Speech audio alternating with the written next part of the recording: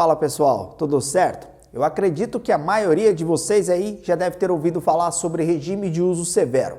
Mas o que será que isso significa de fato? Então, se você quer saber um pouco mais sobre esse assunto, fique aqui com a gente e vamos embora trocar aquela ideia sobre isso.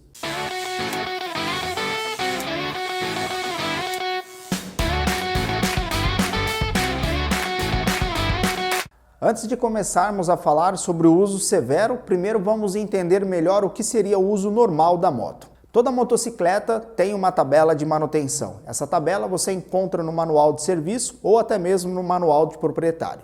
A tabela de manutenção, ela especifica com qual frequência devem ser feitas as manutenções e quais os itens necessitam de manutenção. E esses intervalos eles são baseados em condições normais de uso da motocicleta. E quais seriam essas condições normais de uso?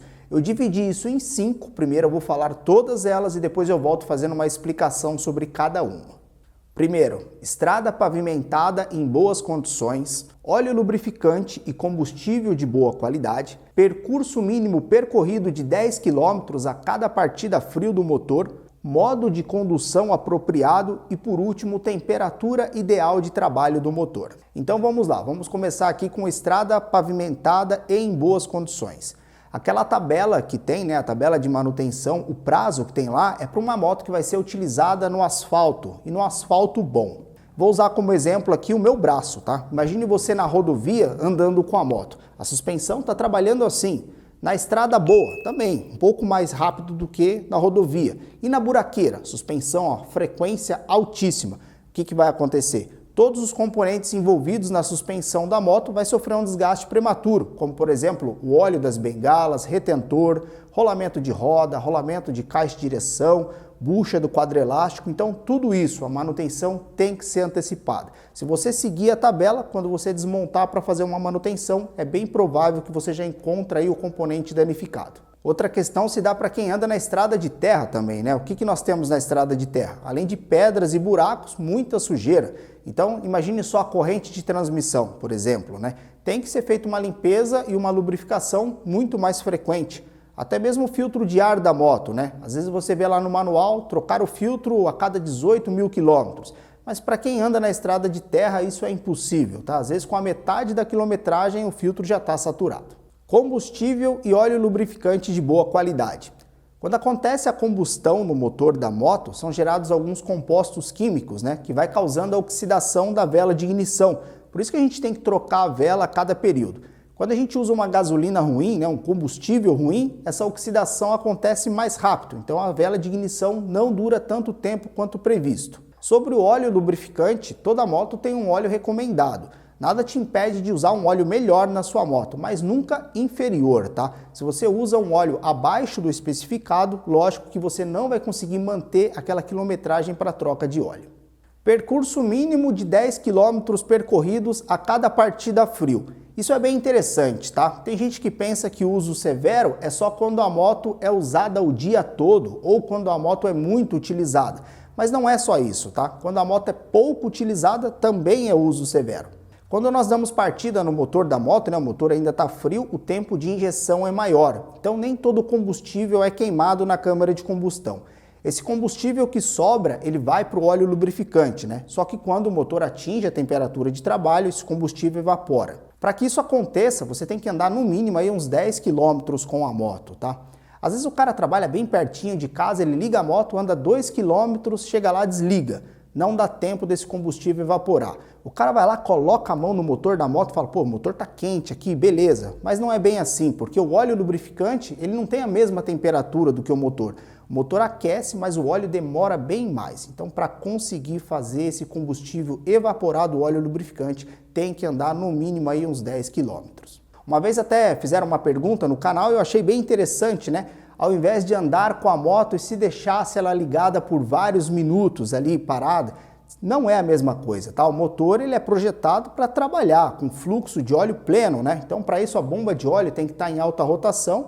A rotação da bomba anda junto com a rotação do motor. Quanto mais se acelera, mais aumenta a rotação da bomba de óleo. E também o fluxo de óleo no motor, nas engrenagens do câmbio, na embreagem, enfim, tem que andar com a motocicleta.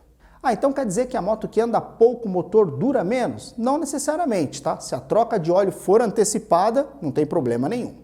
Modo de condução apropriado, acho que isso é o mais interessante, né? Porque é o que a moto mais sofre aí com mau uso. Eu vou usar como exemplo o corpo humano em comparação com a moto. O que você precisa para você andar? Você começa a movimentar suas pernas e vai andando. A moto é a mesma coisa, tá? Você precisa acelerar um pouco e ir soltando a embreagem para a moto se movimentar e você vai acelerando ali gradativamente. Imagine só se você, ao invés de andar, toda vez que você fosse se movimentar, você saísse correndo, colocando o máximo de força possível nas suas pernas. O que ia acontecer? Outro dia você ia estar com uma puta dor nas pernas, né? Porque você forçou as suas pernas o dia inteiro. O motor da moto é a mesma coisa, tá? Então quando você sempre acelera tudo a sua moto, você dobra lá o cabo do acelerador, você está forçando o motor da moto.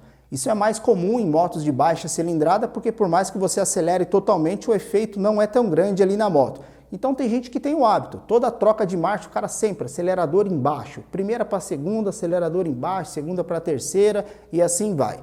A mesma coisa serve para o freio, tá? Para parar a moto, você vai freando ali, a moto vai perdendo velocidade na moral. Imagine só, toda vez que você vai parar a moto, você soca o pé no freio, trava a roda, enfim, isso daí é uso severo.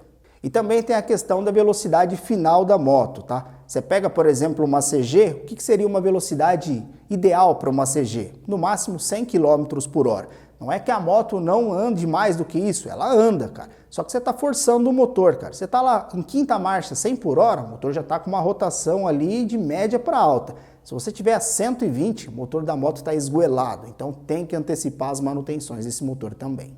Temperatura ideal de trabalho do motor. Eu vou usar dois exemplos aqui, tá? Vou começar com o motor frio. Quando o motor da moto está frio, cara, o óleo está mais viscoso, a lubrificação é mais lenta e as folgas de dentro do motor estão maiores, né? Quando o motor aquece, acontece a dilatação das peças e essas folgas diminuem. Então, se você tem o costume de ligar a sua moto e já sair acelerando, esse motor desgasta mais rápido, tá?